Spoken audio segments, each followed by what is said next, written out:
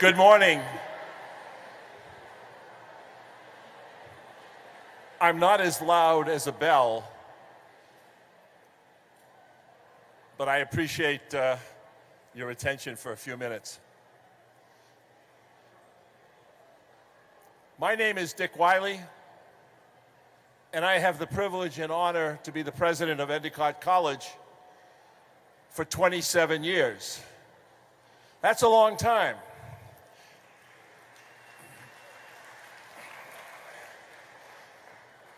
A few years ago at graduation, I said to the graduates and their families, about 5,000, I said, I'm wearing the robe that my father wore, and he wore it for 43 years, and I've worn it for 42 years. It's been at graduation 95 years, and the entire math department stood up and said, 85, 85. How do you embarrass yourself in front of so many people? I'm going to take just a few minutes and welcome you and thank you for being here. Life has changed. My father was a professor of physical education and child development. He and another professor devised a test, a paper and pencil test, to see if we would become juvenile delinquents. It had circles with quadrants in it, and a parasol, a car, a knife, something else. My father tested it on me, and he looked and he said, you meet all the requirements for being a juvenile delinquent. I don't think they ever published that test. I think it ended very quickly. When you came in here, we apologize for construction. One of the things that happens on a college campus, the day the students leave, we tear it apart, and we hope and pray we can get it back together again by September. So for the inconvenience, I do apologize.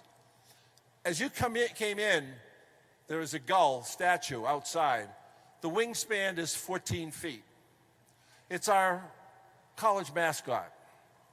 The question is, whoever picks a gull to be a mascot? You know, we have eagles, we have the golden bears, we have the leprechaun, but who would pick a gull? Well, we're proud of that gull, because gulls are tenacious. They survive all the wind and rain and snow. They help guide sailors back to land. They steal your lunch, and occasionally they drop something. Well, that's what Endicott is. We don't drop things. But we are tenacious. And we believe very much in the fact of the motto that's underneath it that says, believe, succeed, achieve. We left a word out that should have been there, and that's celebrate. You have to believe. And I look at this group out here and I say, how impressed we all are with your accomplishments. And yet we know very little of all that you do.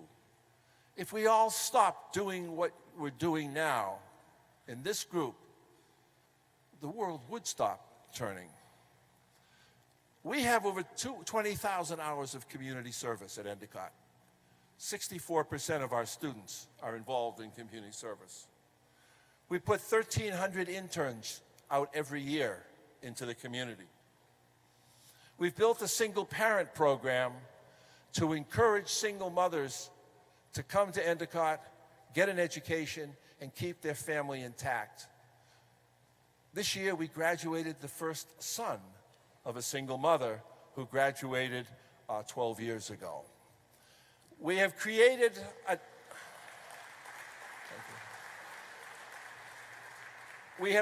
a national network with the help of the Kellogg Foundation and the Aspen Institute, where we're replicating the program at Dillard University in New Orleans, at Ferris State and Eastern Michigan University.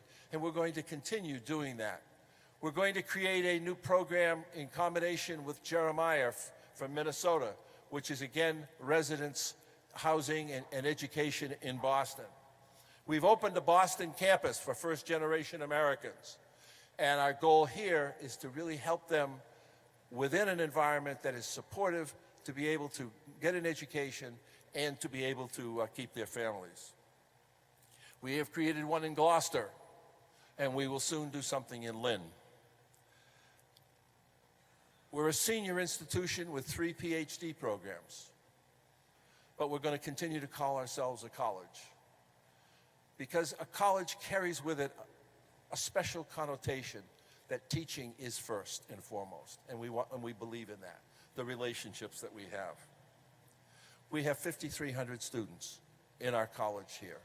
We put a faculty member on a U.S. Coast Guard cutter and up and down the East Coast. We have campuses in Spain, in the Czech Republic, and next month we will be in Bangkok, Thailand. So if you come back and look at the work that you do, it is time to really believe, and I don't have to ask you to believe, but to believe in what you're doing makes a difference. You have to succeed and make it work. And then that achievement needs to be celebrated. We do not celebrate enough. We do not know enough about what you do and how important it is, and in the absence of it, what it would mean to this region and to our nation. So I want to thank you. I want to thank you for being here. It is a privilege to know so many people that change lives. The last sentence in our mission statement is to focus on changing lives and changing spirits. Thank you very much. I hope you have a great day. Enjoy. Thanks, Dick.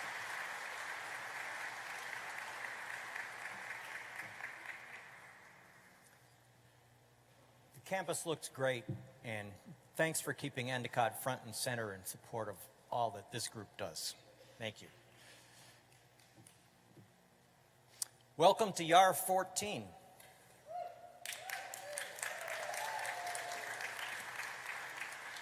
Has anybody been to all of them? Several people. That's fantastic. You must be brilliant at this by now. You want to give this talk? Yeah. Come right up. I'm Dave Wellborn. I'm president of the Essex County Community Foundation, your community foundation, which this year is going to grant $5.5 million to nonprofits all over the world. A little over half of it stays right here in Essex County with you and others. We have just passed the point where we've taught 10,000 trustees of organizations like yours how to be great trustees. The Community Foundation's mission is to promote philanthropy and to strengthen nonprofits. Simple as that, 4 words. So if you're in that game, come join us. And as you spend this day among your colleagues, seeing this conference, remember that the curriculum today was put together by you, by your peers who volunteer, not elected, not chosen by somebody else. No commissioner had a hand in this. No commissioners were troubled in the making of this conference. If you're interested, please come join us. Volunteer to somebody in a yellow shirt or to people at the podium here and be part of the planning for this next year. What we talk about on this day every year is completely up to you. If your favorite topic isn't here, I'd submit that that's your fault. Come join us. This Youth at Risk conference is the only one in New England, so therefore it's the best. We know it's the only one in the eastern United States. We think it's the only one in the country. Therefore, it's the best. You know, regression analysis, where I'm going here. And so far, we haven't found one on any other planets. So this is arguably the best Youth at Risk conference in the universe. That was easy. We all work in silos. All the folks in the courts and law enforcement and the DA's office and everybody talk to each other, and all the people in special ed talk to each other, and all the people in family counseling and clergy talk to each other, and so on. This is the only meeting that we all get to have that's completely horizontal. No silos. Take off that can that you stand in your specialty and be part of a conversation in which you see people over in the corner and there's a rabbi and there's somebody from the DA's office. You know, we have a very enlightened DA in this county, thank heavens. And somebody from the DA's office and a special ed teacher and a social worker, and they're all talking animatedly with each other, and they say, oh, I was working with a young woman like that last year too. What the heck did you do, and did it work? That's the kind of mixing that we have to have. The hallway chatter at this conference is at least as good as the presentations. I can say that only because I was once a presenter, and I still like the hallway conversation better. So meet your peers. Now, we also have some very interesting guests here today, and I want to introduce just one of them. The interim commissioner of the Department of Children and Families, Erin is here today. Erin, would you stand up for just a second?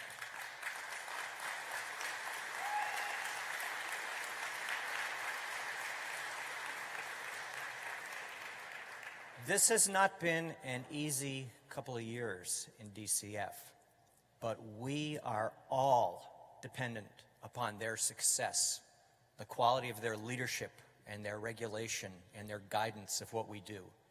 Everybody in this room is dependent on this. So Robin, I have a word for you on behalf of the 700 plus people who are here today.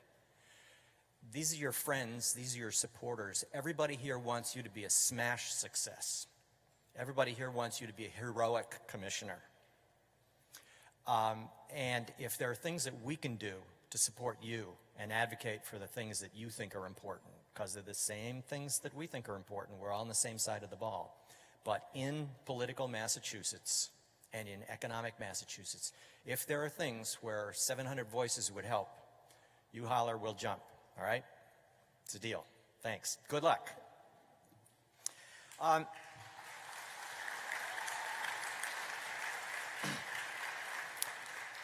Just a couple of quick announcements here about the work of the day. Your licensing boards have changed the way CEUs work.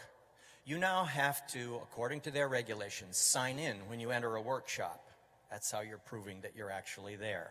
Their rules. So when you go into one of these workshops today, don't forget to sign in.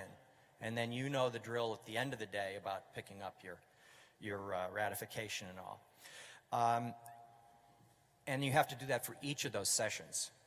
Secondly, the evaluation survey for this conference, which is what helps us make it better each year, is already online in your email. It's all electronic this year. Fill out no paper, kill no trees. But please do register, because if you do, you could become eligible to win a free trip to a place called Endicott College for next year's conference. I hear it's by the ocean in a beautiful spot. And it's not in the office for a day, right? Don't forget to do that. That's how we get better. Resource manuals. Here's the first of a new series of Bibles. Lots of people worked on this. The Children's Law Center of Massachusetts is the guiding force for it. This is Southern Essex County so far. This is your Bible that will become dog-eared. Take it around. Whenever you put an entry in it that's a correction, please email us, because it's going online in the next few months. And when it's online, you still have to have this to carry around, I know. But when it's online, it'll be instantly correctable. So if you see somebody's number changed or there's a new staff member, something like that, keep us posted and keep it very up to date. We will issue these annually as far as we can see. And next year will be one for the northern half of the county. Maybe after that we'll have one big fat one that we all have to carry around. But this is a treasure. Everybody has been saying for years we need it. Enjoy it, mark it up, and keep us posted on changes.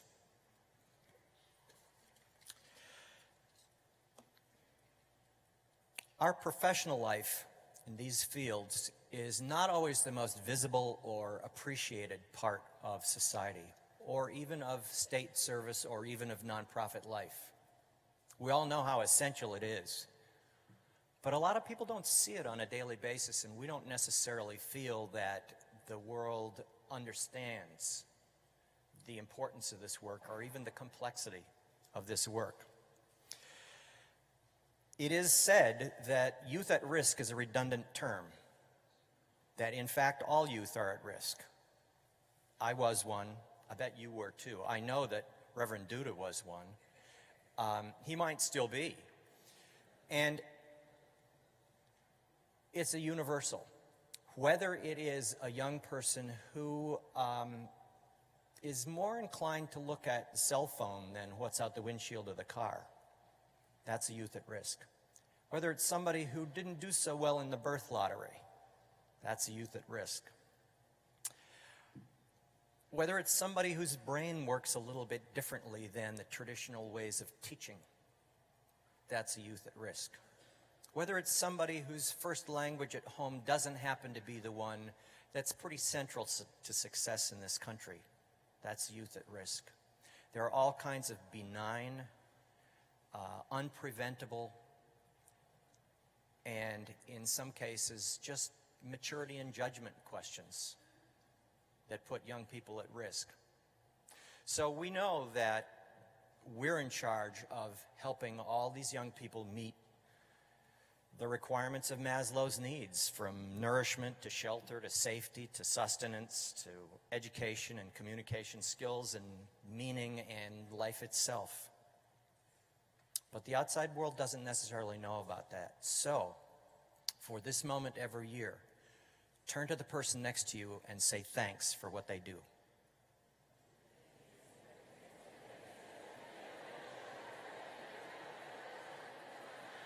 Oh, find somebody to sit with.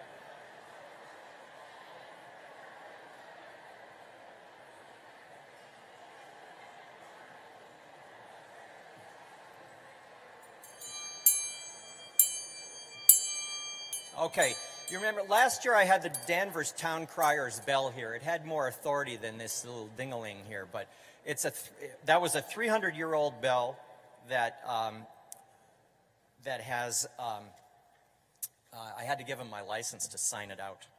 Let me introduce to you Dr. Nancy Rappaport. She's Director of School-Based Programs at the Cambridge Health Alliance and Associate Professor of Psychiatry at Harvard Medical School. 2 books.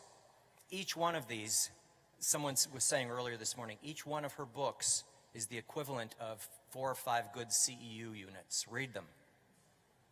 In her wake, a child psychiatrist explores the mystery of her mom's suicide. Yes, wow. The Behavior Code, a practical guide to understanding and teaching the most challenging students. She's the recipient of lots of awards for scholarship in science and teaching, and she's a wonderful speaker. Please welcome Nancy Rappaport.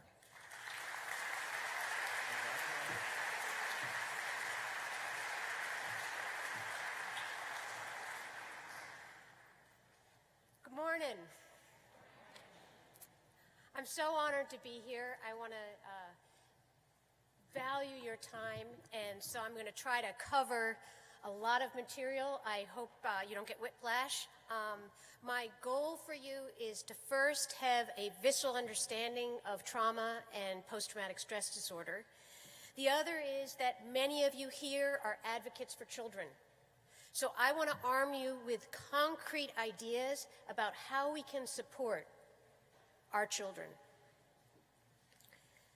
And the last part I want to do is I want to share with you some tips where I asked my patients who had been through some challenges, things they wanted to make sure you knew helped them, and maybe you can bring that into your practice.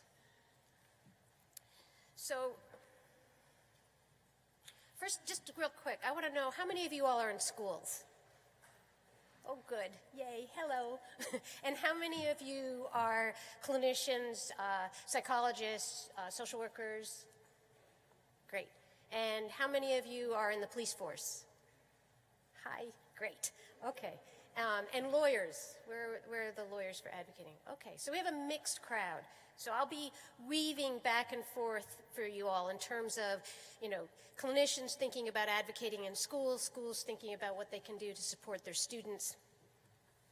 So the first thing I want to do is just tell you sort of the official definition of post-traumatic stress disorder, because a lot of times when we hear trauma, we immediately assume that a child has post-traumatic stress disorder. So I just want us to have the operating definition for PTSD, which is about exposure to an actual or threatened life experience where you're worried about being harmed, witnessing violence, and that you then have symptoms such as intrusive symptoms, recurrent involuntary memories, which is sometimes with young children, it's repetitive play, dissociation, avoidance, change in moods. For those of us who work at schools, it's often called like 0 to 100 in a split second.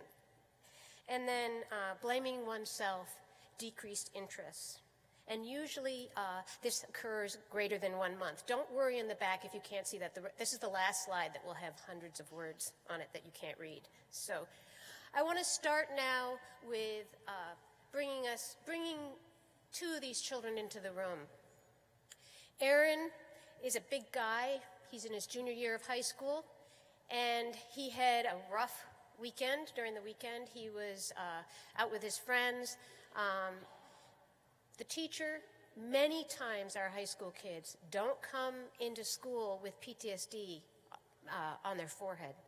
So he's got his head down on the desk, and the teacher is trying to get his attention. She's tried 2 or 3 times, and then in frustration, she hits the side of the desk. He goes into a fight or flight response, wakes up, and then moves towards the door to get out of the door. And the teacher, knowing that there's a bunch of kids outside and doesn't want this sort of explosive kid going into the hallway, puts up her arm and blocks him from leaving.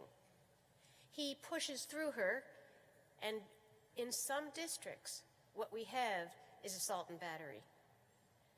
Assault and battery. So some of what I'm going to be thinking about today is how can we manage the antecedents so we don't have kids getting into that kind of situation. The second story is about a little girl named Liz. She comes in, and unbeknownst to the teacher, there's been fighting going on all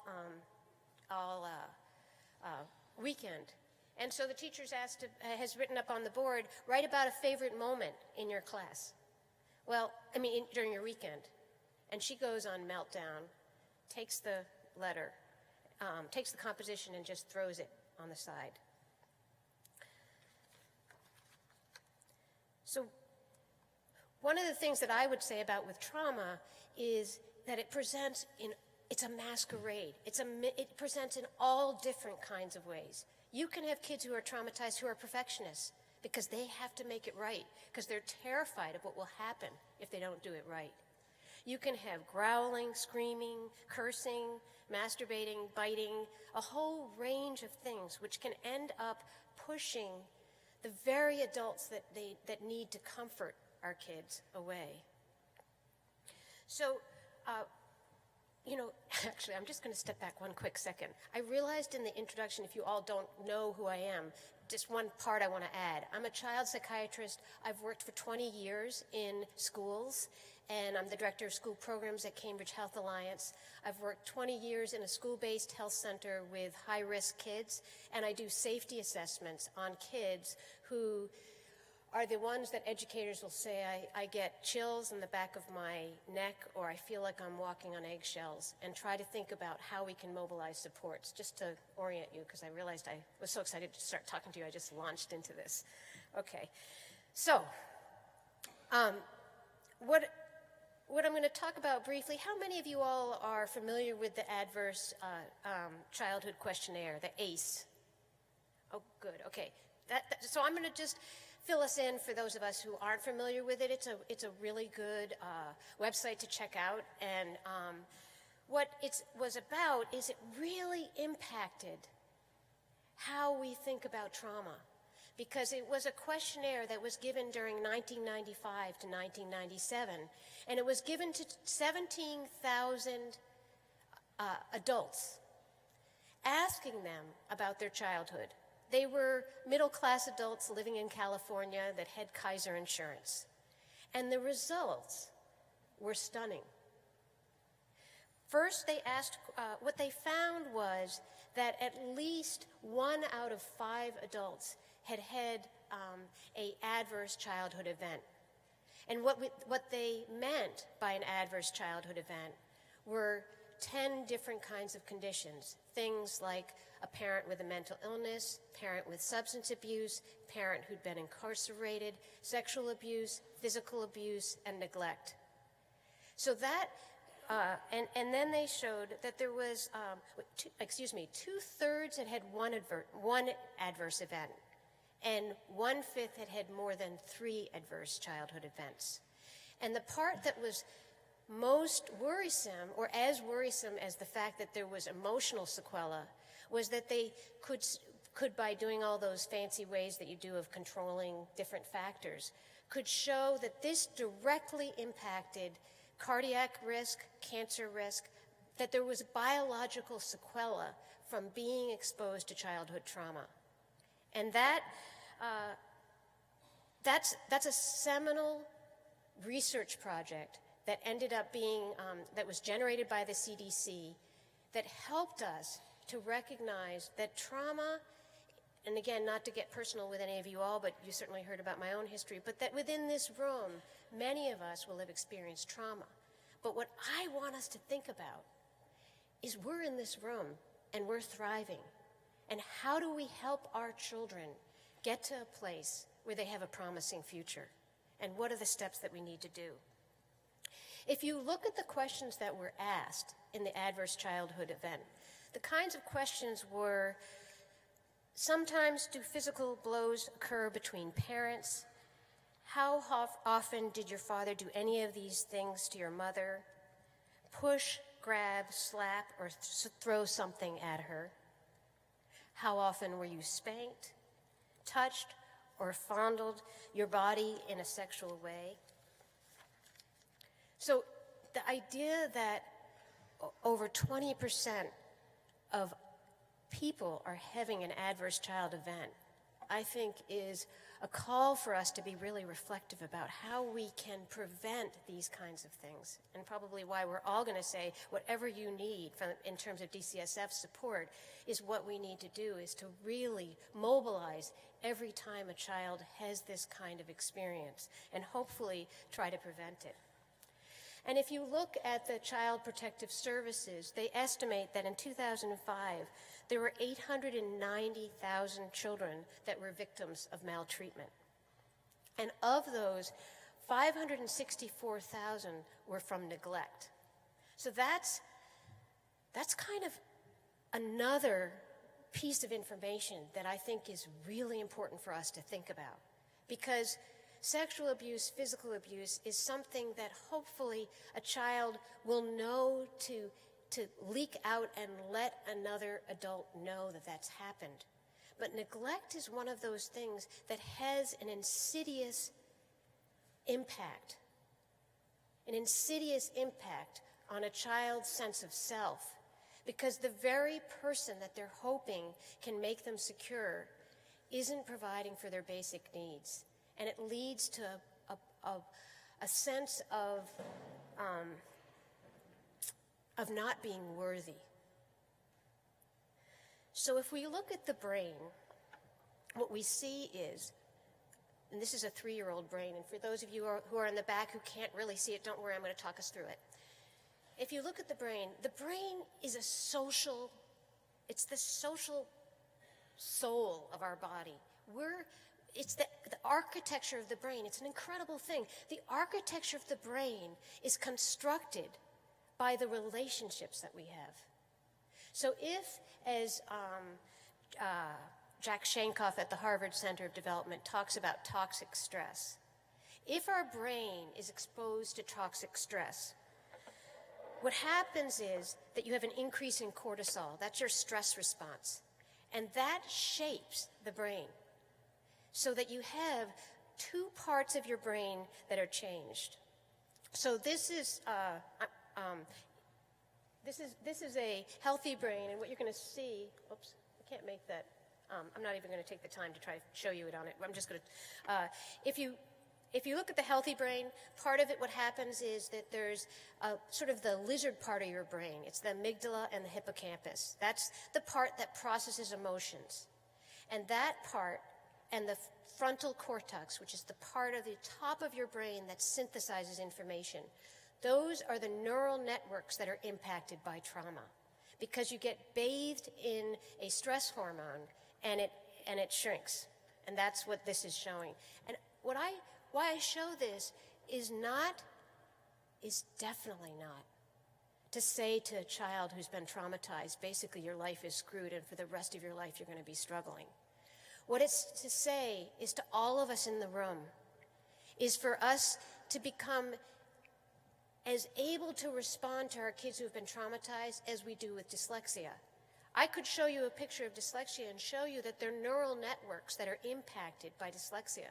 But dyslexia doesn't have the kind of stigma. When a kid can't read, they don't get the same kinds of disciplinary responses as a child who's had trauma happen to them. So what is trauma's impact on learning? One aspect that I want to talk about is memory and writing. Writing is a big one. And since I am involved with schools, I want to just highlight that part with the writing. I have an example of really why I became a child psychiatrist. There was this girl and she was having a meltdown. She was in her junior year of high school. And she had a mother who was schizophrenic who had moved back in with her stepdad, her stepmom, and her biological father. And she was clearly struggling with this. It was a question of whether the biological mom was going to be homeless. And she did not want to do therapy. She had done it over various times in her life. And I'm a child psychiatrist. That's what I try to do, is to link kids to services like that. And what I realized, and what I often think is true with kids with trauma, is you have to do whatever it takes. And sometimes that means thinking out of the box. So what we came up with is that there was this memoir course that she could take, an autobiography course that she could take, where kids would write about their lives. And the teacher was a little bit nervous because she's like, what happens if the story ends up being too difficult to kind of manage? And I was like, don't worry about it. I'll back you up. So at the end of the course, they have this conference. They have a presentation that they're doing. And we'll call her Jane. Jane comes up and she reads her piece. And her piece is an amazing piece. It's about the fact that when she was 4 years old and her brother was 6 years old, her mom, who had schizophrenia, had brought them to the mall and then had sort of gotten disorganized, drifted off, and the kids had gotten on the highway and walked back to their apartment. And the police had shown up, and that's how the mother had lost custody with her children. So she reads this piece, and her brother afterwards comes up as we're talking, and what her brother says is, I never wrote anything when I was in high school because I was afraid of what I was going to write. So we have impact with trauma that comes in ways that when you work as clinicians and you provide the opportunity for a child to build a narrative of what's happened in their lives, you're giving them the courage to move forward. The other aspect is that we see with classroom behavior that often kids, as I talked about with the first case, are on high alert. And that means sometimes that their energy is spent on scanning the environment and not absorbing the information that they need. And then with relationships, building trust often takes 100 repetitions, 100 times of maybe not getting it right, and having adults hang in there as they begin to form a connection that can be life-saving.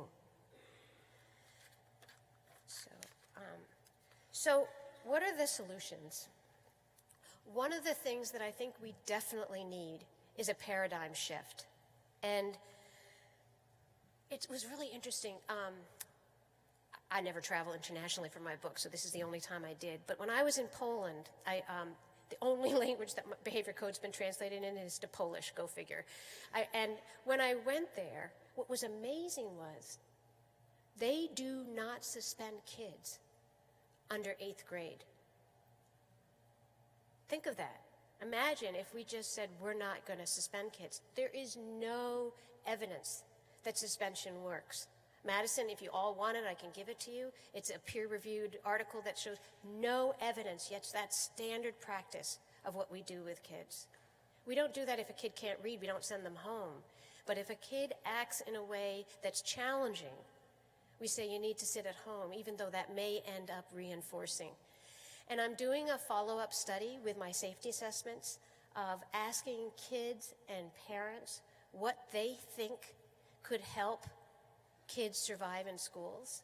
And one of my parents said, well, maybe we could go from 0 tolerance to 10% tolerance. And I like that idea of that. So traditionally what happens, and I would ask all of you that are clinicians, to when you have kids, particularly in the elementary school ages, to look at the behavior plans. Because typically when a child, quote unquote, misbehaves, what happens is they get a traditional behavioral plan that will say things like follow adult language, use school language, use a safe body, and then these things get checked. And if they get checked, you get positive reinforcement.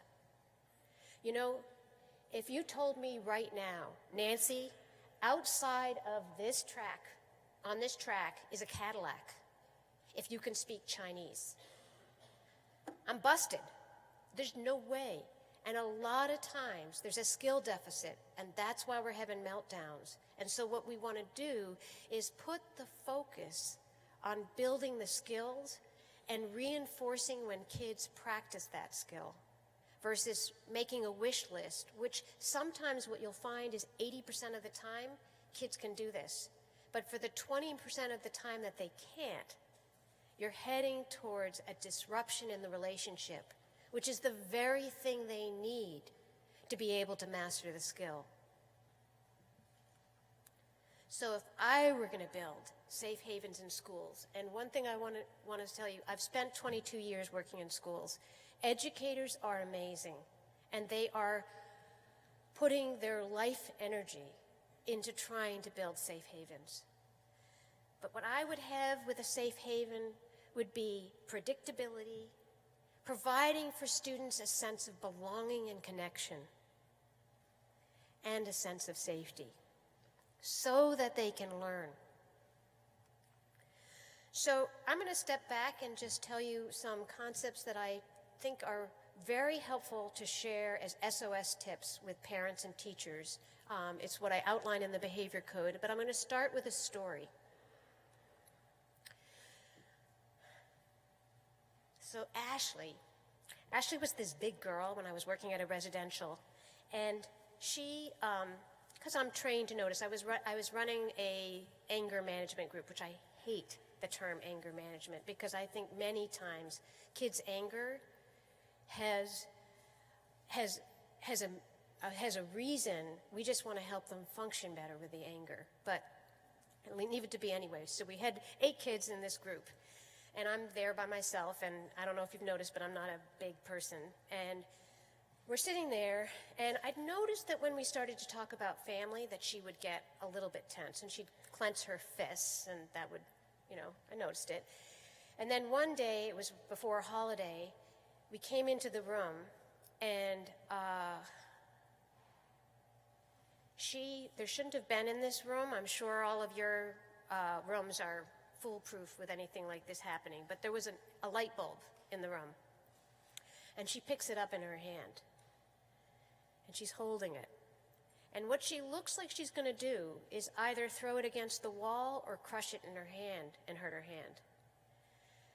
So I take a deep breath, and I say, it looks like you feel like the world is falling apart. And she takes the light bulb, and she drops it on the ground. So, why am I telling you this story? Well, the piece that I always try to outline is that misbehavior is a symptom. Sometimes what you have, and it doesn't mean that the symptom defines the child, but the idea of becoming a detective and really asking yourself, what is this child trying to communicate? What really allows us to move back and become curious? And whenever I think, I would say, if you find parents or any of us sort of starting to talk about a child being manipulative, I think that's a time when we want to gently think about what is the child trying to communicate. And it's interesting, I didn't realize until I was in Poland that that's a cultural idea. It was something that the adults that I did in-service with really struggled with. Like, what do you mean behavior is communication? And what came out is in Poland, with Stalin in power, one of the stories that was sort of the golden story that would be, that children would have to read, would be about the fact that if a parent was doing something that wasn't in line with what Stalin wanted, that the child should feel that the child would be a hero if they came to one of the teachers and told them about that. So you can imagine that behavior as communication was something that people did they began to hide their behavior. They wouldn't want to communicate by their behavior. So this idea, I can bring it home with a child who, a school was really upset because she had thrown peanuts at the cafeteria in the area where there's no peanuts allowed, you know, the safe zone for peanuts. And people were thinking, you know, is this like a burgeoning antisocial kid that's trying to like poison kids in the cafeteria? And really, if you looked at it as behavior as communication, what came out was that her mom was struggling with mental illness, and it was a metaphor in a way that things were feeling a little bit nutty, and she was sort of sounding the alarm. Now, it doesn't mean that you end up saying it's fine to send peanuts over to peanut allergic kids, but it shifts how you approach a child in a less punitive way and sort of trying to problem solve with how you can support a kid. So the other thing I think is that a lot of times when we write behavioral plans, we should be writing it for the adults that are interacting with kids. Because the reality is the only behavior we control is our own. And how we shape our behavior impacts how a child's going to respond. There's a saying, you can't control the wind, but you can adjust your sails. And the last thing that I would say is the idea that behavior can be changed. I don't know about you, but at the end of the school year, I have to keep reminding myself of that, because it's the time when you begin to feel like behavior, you know, that nothing can be changed and that things are permanent. And there's a researcher, Seligman, who wrote a book called Learned Optimism. And what he talked about is that when you start to get depressed is when you think something is permanent and pervasive. And having that sense that you can change something is so important. So I would really encourage all of us that are working with kids and parents is to find something incredibly small and make a change in that very small thing, because that allows there to begin a momentum. So this is just a quick thing to say that an analogy when I'm talking with parents and educators is the idea that anxiety is often a hidden disability. And that if you take 2 Coke cans and you shake them up, that, there I'm shaking it up, and then you ask yourself to choose a Coke can, that you won't know who has anxiety and who doesn't, who's going to explode or who's not. And that's that idea that anxiety is a hidden disability, and that when we are asking kids to tell us what they need, sometimes anxiety literally drops your IQ point by 40 points so that you can't process things as quickly. So how can we help? So I'm just going to outline the missing skills, which I think with traumatized kids we ought to have in the forefront to be providing them with support. So when you have your treatment plan next time, you're going to be able to put all these down of the things that you're working on. So first is the idea of self-regulation. What I think is actually, we miss a step. I think we jump forward with self-regulation. I would say what we want to first support kids with trauma is co-regulation. And that's why we sometimes see some kids do better because there's a magical fit with a teacher, and then another teacher ends up maybe being a little bit more rigid or a little bit more inflexible, and we see a kid who might have been able to with scaffolding, be able to move forward, but then can't. So I would say that in our IEPs, our individual ed plans, we ought to be putting in the kinds of adult characteristics that this child needs to be able to flourish. The other aspect, I want kids to have like a passport of the things that they need that are going to help them get through stressful situations. So thought stopping, the idea that if they have repetitive thoughts that are making it hard for them to concentrate, can they come up with a visual image of a safe place that they are in? Or can they do something to distract themselves that's not self-destructive? Recognizing thinking traps is an incredibly important one, which I wish all of us as educators, clinicians, DCSF workers had a common language to be able to talk about the thinking traps. Because the kinds of thinking traps that kids have are catastrophizing, all or nothing thinking, looking on the downside. And can we give kids a language so that when they say, can't do something unless an adult is sitting next to them, we can talk to them about having a worried thought and a brave thought, and help them to begin to recognize the kinds of thinking traps that may undermine their progress. Social skills, that's an obvious one. Executive functioning and flexible thinking are the other skills that often are impacted. So I just want to tell you an anecdote of a student that I came to see. And usually when I come to do a safety assessment, I have a file that's this high, and usually the administrators and the teacher have really hit the rock bottom. And what I'm always amazed by is that when you actually meet the child, and often educators will say that, they're really endearing. So I meet this little guy, and he's been spending a lot of time, he's in second grade, he's been growling on the ground, minimal responses, and when the teacher, who is an incredibly gifted teacher, would try to engage him, if she pushed him too hard, he would start to throw things.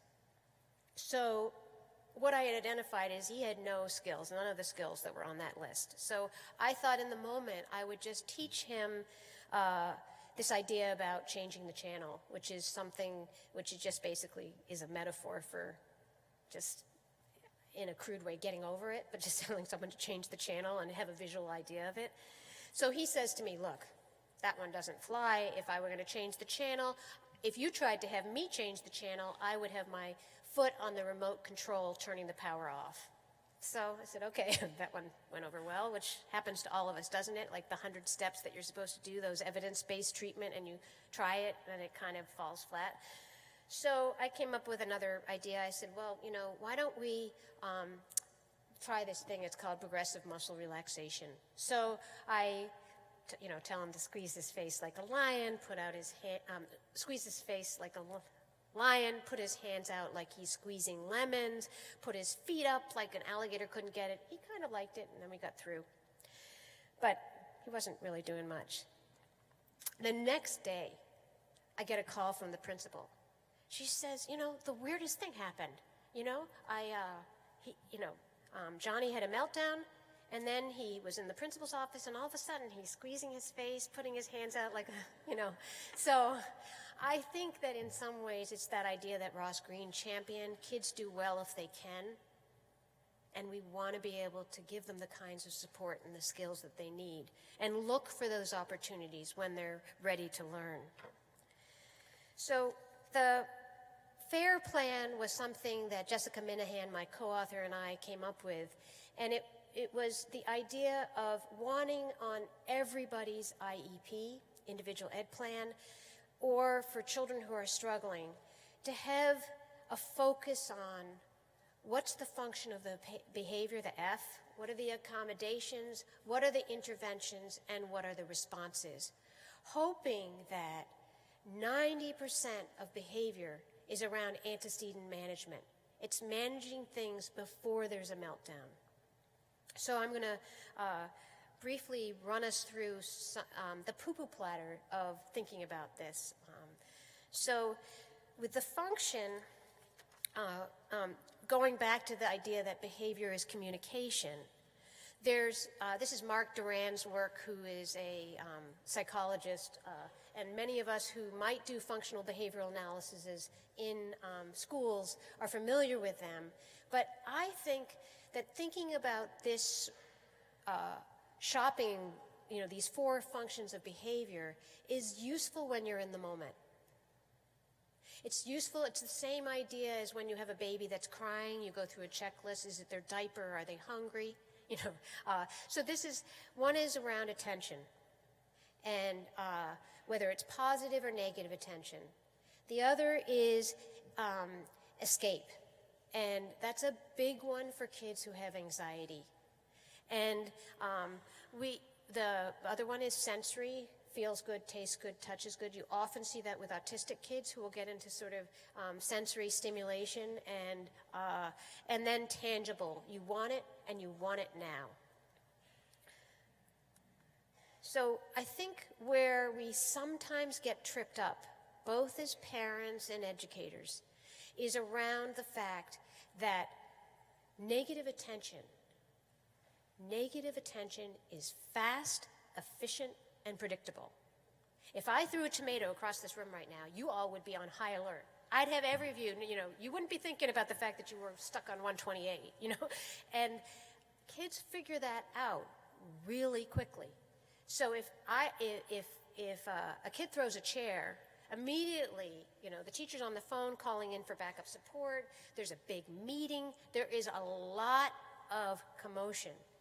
And trying to ramp up the positive attention and catch people being good, and have those kids that are in the middle tier that might not be as good at changing the culture of how we distribute attention, I think is key both in schools and in parenting relationships.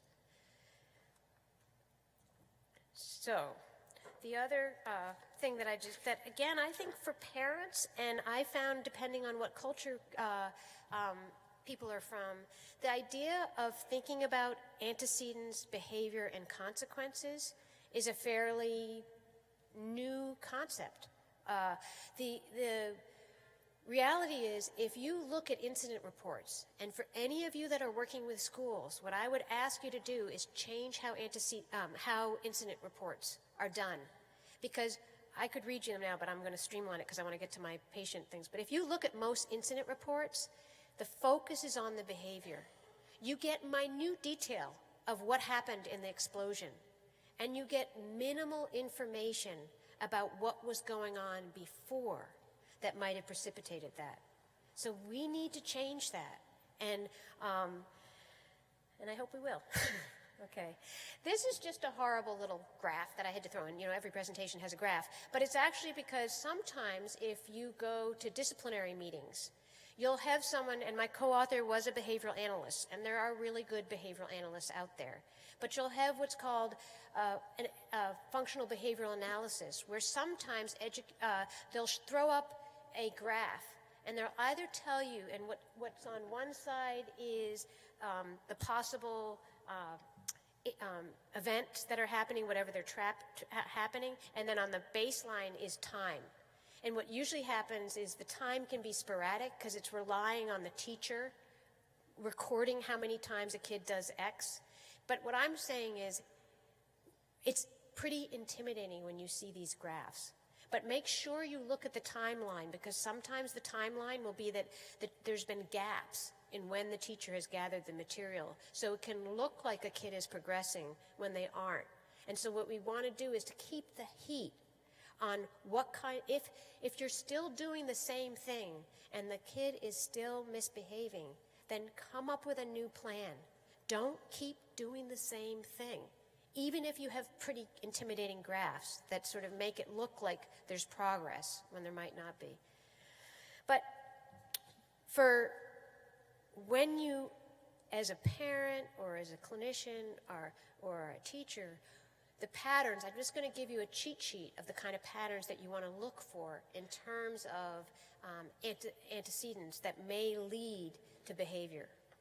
And unstructured times is a huge one. Transitions is another place where kids often can have meltdowns.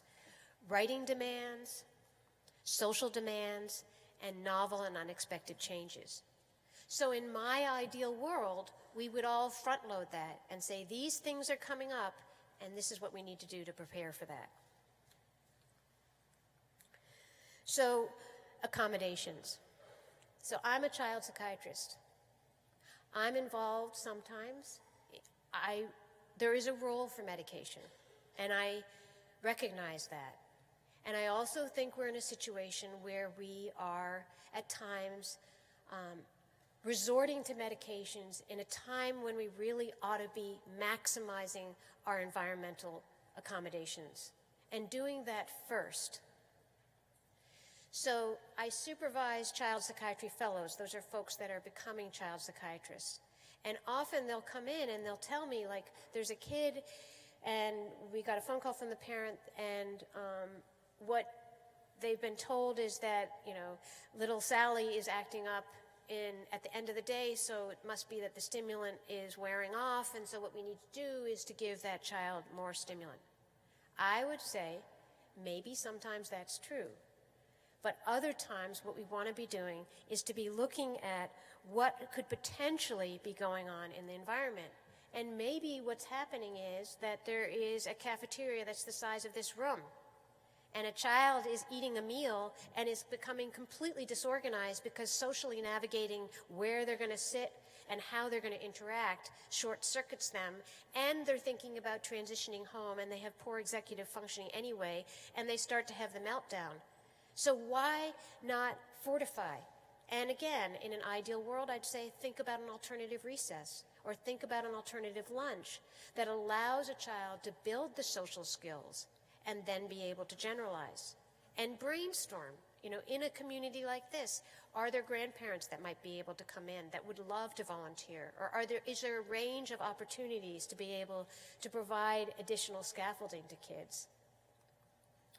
The other aspect, I think, is that kids need a lot of support around reading the room and being able, when they come into a room, knowing how to join. Because that's a lot of times when you talk about kids who've had trauma, they may misread social cues. So getting scaffolding around that is really important. With transitions, we have a big transition going on right now. I don't know how many of you have seen high school kids who have to do certain things, and they won't get that one last thing done to transition out of high school. And I think sometimes that's because they're scared that sometimes the educational community has been the stable place for them. And so how we help our kids with the transition, and again, maybe in this community you all have,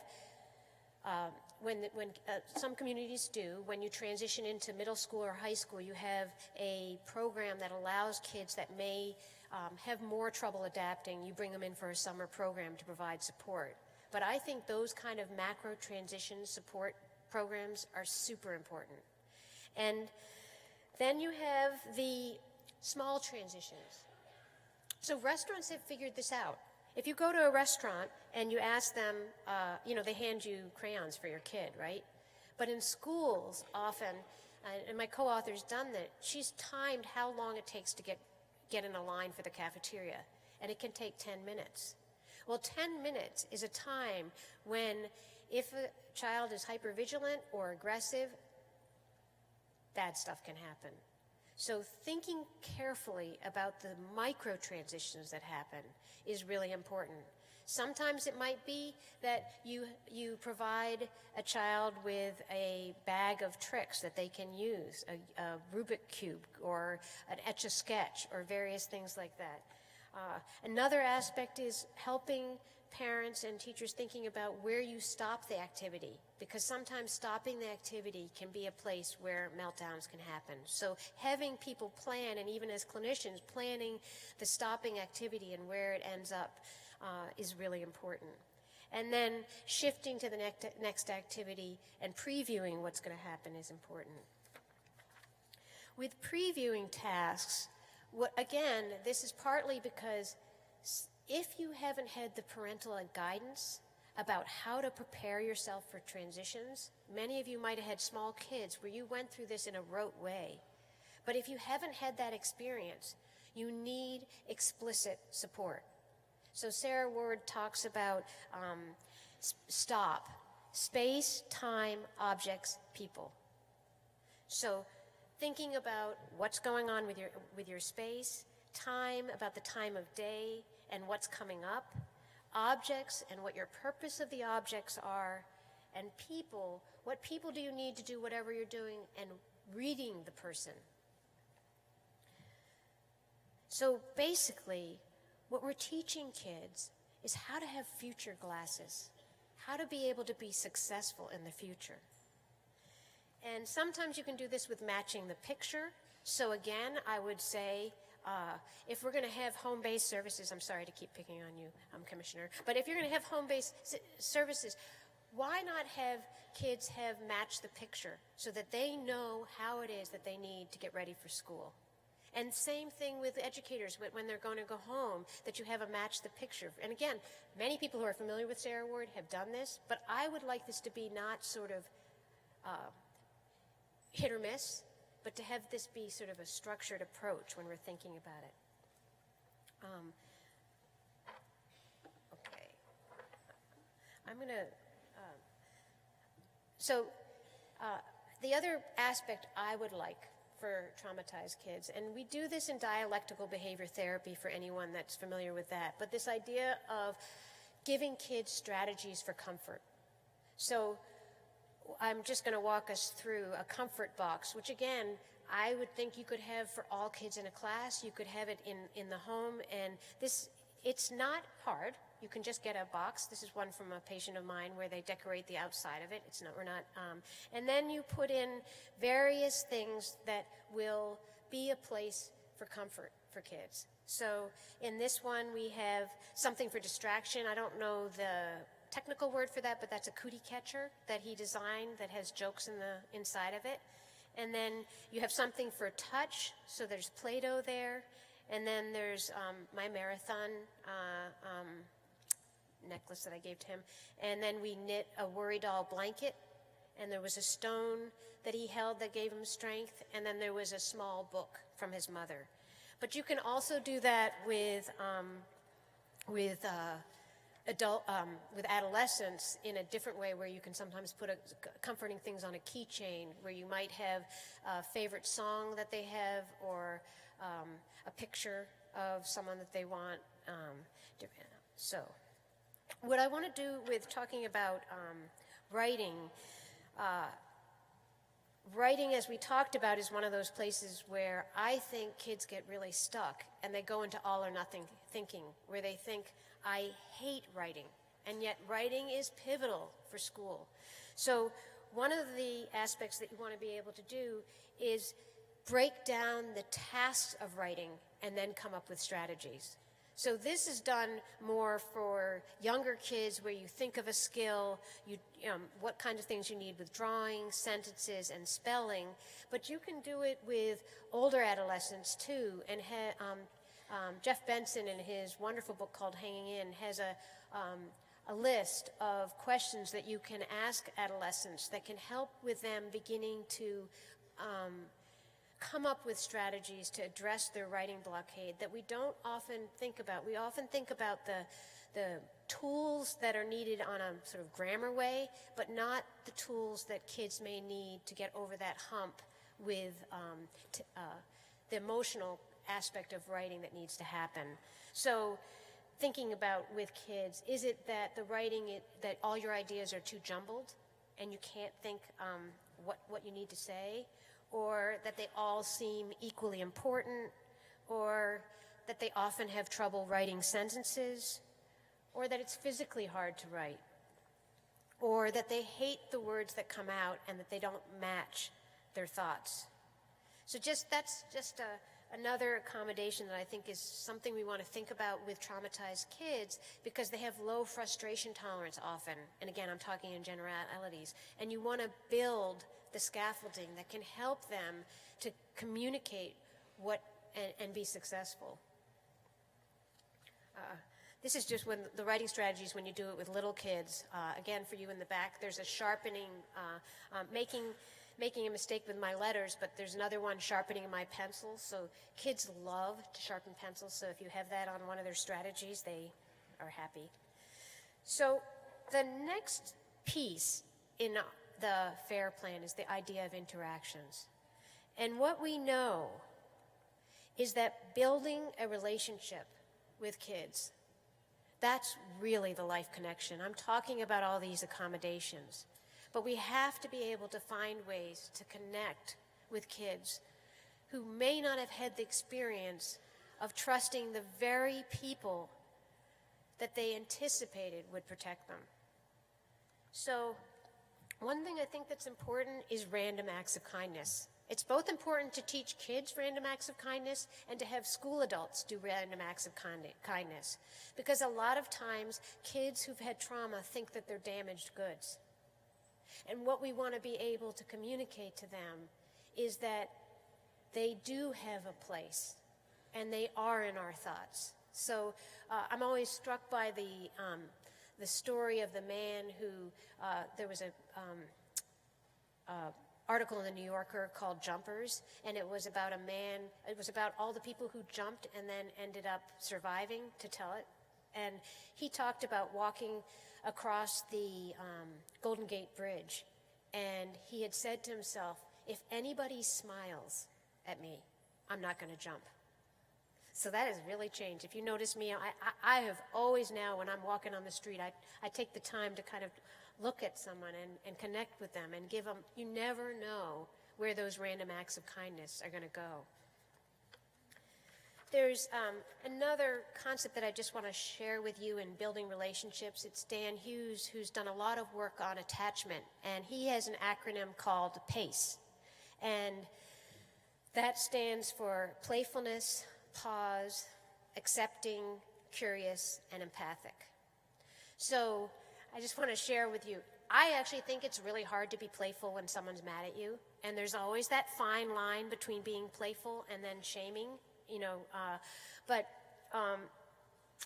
When I was in Poland, this teacher told me this amazing story when I was talking with her about this concept. She said, well, you know, I had a middle school class, and I came in and there were 4 boys at the board. And they had drawn a picture of a penis. So she had a choice, right? Because that could have been automatic detention for doing that. But she said to them, oh, I didn't know that you were interested in biology. I didn't know that you were interested in cactus. We don't do cactus in this classroom. You're going to need to get rid of that cactus. And I thought, you know, that was a beautiful moment, because you could have seen how it could have escalated potentially, or how it could have contained and been setting a rule, but setting it in a compassionate way. I think the trip for accepting that people struggle with, especially when you have aggression go along with emotions that are volatile, is being able to accept the emotion without accepting the behavior. The curious one is really hard. I think it is really hard to stay curious. If any of us have teenagers, and mine are all grown up, but it's hard sometimes to be curious with someone when you feel like they're being aggressive with you or being, you know, but to really be able to try to follow the line of logic can be really useful. So, this is just a reminder, and again, I would talk about this in individual ed plans, controlled choice. You can sit in the red chair or you can sit in the blue chair, not a choice about whether you sit in a chair. But for kids who may have been controlled by physical abuse or by an adult that was unpredictable and assertive with their authority, getting into power struggles is a pissing contest where nobody's going to win. So sometimes I think that they're canaries in the mind, our kids have been traumatized, because they may end up finding the adults in the school building that tend to be a little bit more controlling and getting into it. And so again, I think if we're able to make it very sort of neutral, like what we need for this child, especially you all who are advocates, is controlled choice. It may give you some wiggle room around discipline protocol and how you think about it, because if you've backed someone into a wall, there could be explosions, and we may want to look for controlled choice. So just in terms of response, what I would say is natural consequences and restorative justice are way better than timing out and sending into the hallway, or which end up reinforcing avoidance if that's what a child is doing, is wanting to avoid. And I want to go back to just thinking briefly about the child who was crumpled up the writing assignment at the beginning of the morning. Because what ideally we would have happened is maybe they come in the morning, they do an emotional thermometer. Everybody does an emotional thermometer in the classroom. Maybe everybody takes out their comfort box and there's a moment where she can get refueled. And then maybe there's some writing strategies that she has. Maybe there's even controlled choice where you can write about a favorite moment, or you can write about a monkey or whatever other animal that's your favorite animal, so you keep things neutral. So it's just this idea of coming up with a repertoire of how we respond to kids. So there's a poem that I want to share with you, and then I'm going to read just a couple of brief vignettes. I'm okay with time, right? 5 minutes? Do I have 5 minutes? Good, cool. Okay, I'm going to read you a poem that's one of my favorite poems that's written by a 12-year-old. That's Quotidia's Hall, Son of Reality. Time somebody told me that I am lovely, good, and real, that I am beautiful inside, if they only knew how that would make me feel. Time somebody told me that my mind is quick, sharp, and full of wit, that I should keep on trying and never quit. Time somebody told me how they loved and needed me, how my smile is filled with hope and my spirit sets them free, how my eyes shine full of light, how good they feel when they hug me tight. Time somebody told me. So I had a talk with myself, just me, nobody else, because it was time somebody told me. I love that poem for a lot of reasons. I think it's a poem we should tell ourselves right now. And I think I live for a world where a 12-year-old isn't just telling themselves it, but that we as a community and as adult caretakers instill that sense that they're special. So here's a couple of tips from some of my patients who had trauma and figured it out. Almost 9 years, and they gave me permission to share this, just so everybody knows. So this is someone who's now going to be a clinical social worker, and she said, almost 9 years today, I was entering my second semester of my sophomore year at a new high school when my older brother unexpectedly died in a car accident 3 days after Christmas. The grief following my brother's death was all-consuming. For about 2 months, I couldn't enter school grounds without having intense panic attacks or bouts of an uncontrollable sadness. My brother was a senior and was getting ready to graduate. The memories of seeing my brother in the hallways were almost as unbearable as his absence at home. During this time, I fell into deep depression and felt powerless over both the loss of my beloved brother and the collective grief that overshadowed my family life. After the 2 months I was in and out of school, I met with my dean to discuss my standing as a student. The dean was well-intentioned. However, her main concern was that I was falling too far behind in core classes and that my once stellar grades were verging on below average.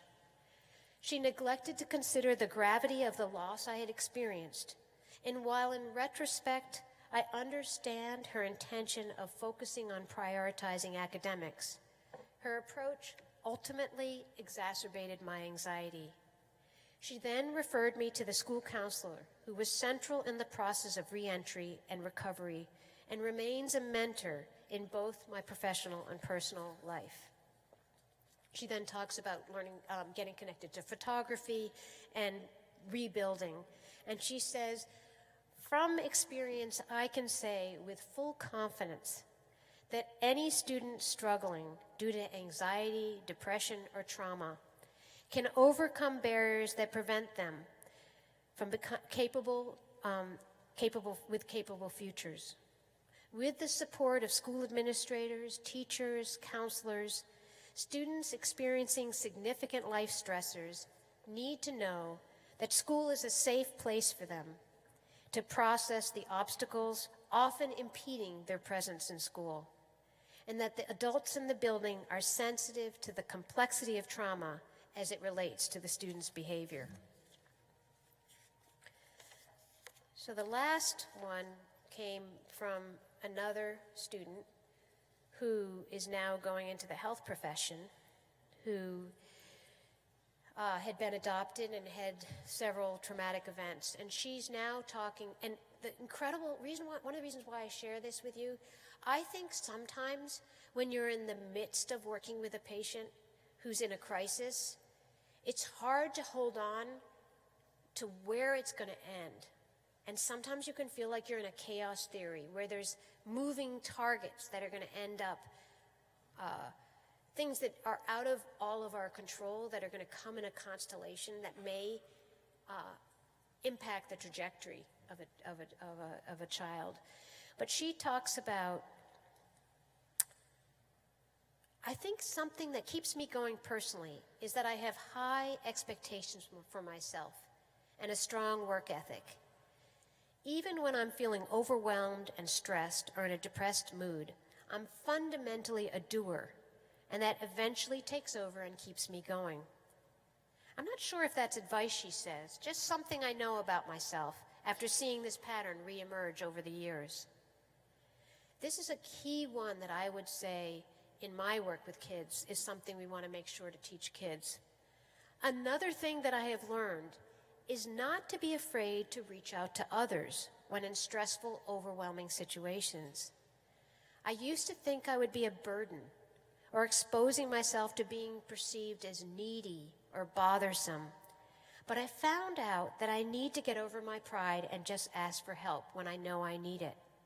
That was a big one for me to accept.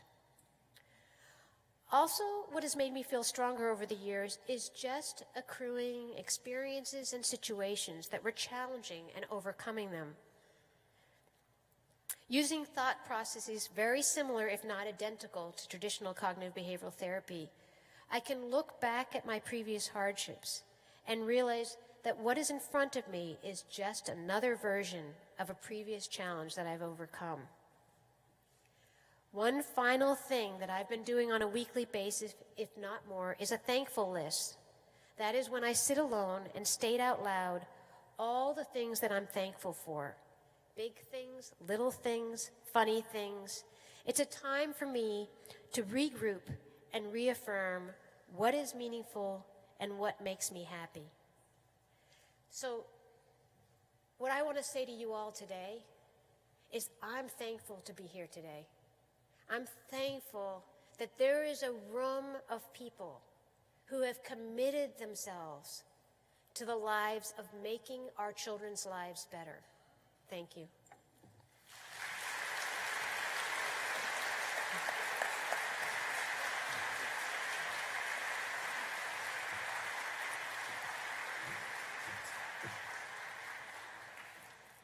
Nancy, thank you so much. Next time you come, let's just spend the whole day together and have lots of questions and conversation and everything. Thank you so much.